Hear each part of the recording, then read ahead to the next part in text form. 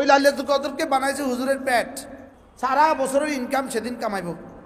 এ হলো লাইলাতুল কদর। আল্লাহ তাআলা লাইলাতুল কদরকে মাজহুল রাখছেন, অজ্ঞাত রাখছেন। আর আমি হুজুরের লাইলাতুল কদরকে 27 তারিখ বানাইছি। বাস্তব না বাস্তব? আল্লাহ রাখছেন অজ্ঞাত, হুজুরে বানাইছে কত তারিখ? 27 তারিখ। রাসূল এটাকে নির্ধারিত করেন নাই, কিন্তু আমগো দেশের চিটাঙ্গের হুজুরে এটাকে নির্ধারিত করে বানাইছে। বাস্তব না বাস্তব? রাসূল এটাকে কি করেন নাই? নির্ধারিত করেন নাই।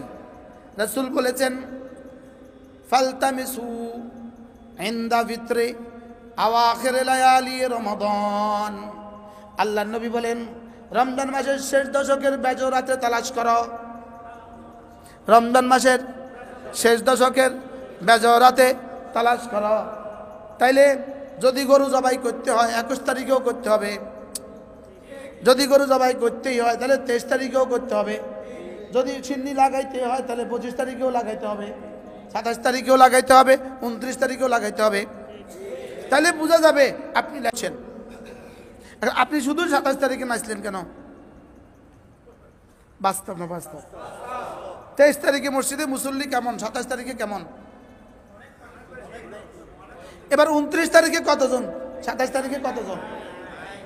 হ্যাঁ, আমরা কি লাইলাতুল কদর বুঝছি? হ্যাঁ, আমরা লাইলাতুল কদর বুঝছি? যেমন ধরো তুমি আমাকে বললা হুজুর আমাকে 100 টাকা দেন, তাই বলতেছি আমার ঘরে গিয়া তুমি আমার ডেস্কটা খুলবা, ওখানে 100 টাকা পাবা, নিয়ে আইসো। তুমি ওই ডেস্ক না খুললা তোষকের নিচে তালাশ করতেছ, ফজর পর্যন্ত তালাশ করলা, টাকা পাবা কেন? ডেস্ক খোলো নাই তুমি। যিনি টাকার মালিক তিনি বলছেন এটা এটা ডেস্কে পাবা, তুমি তোষকের নিচে তালাশ করছো। যিনি লাইলাতুল কদর বানানেওয়ালা তিনি বলছেন শুধু লাইলাতুল কদর খায়রুম মিন আলফি শাহর, তার পক্ষ থেকে তার রাসূল ব্যাখ্যা করেছেন রমজানের শেষ বেজর রাতগুলোতে। কোন রাত? আবার বলেন।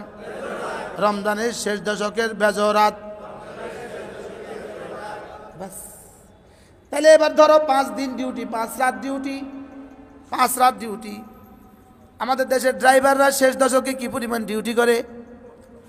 টেকনাফ থেকে যেই গাড়িটা দিনাজপুর যায় কি পরিমাণ ডিউটি করে? হ্যাঁ, বিকেল 4টায় রওনা দেয়, পরের দিন 10টায় গিয়ে উঠে, বেতন 2000 টাকা।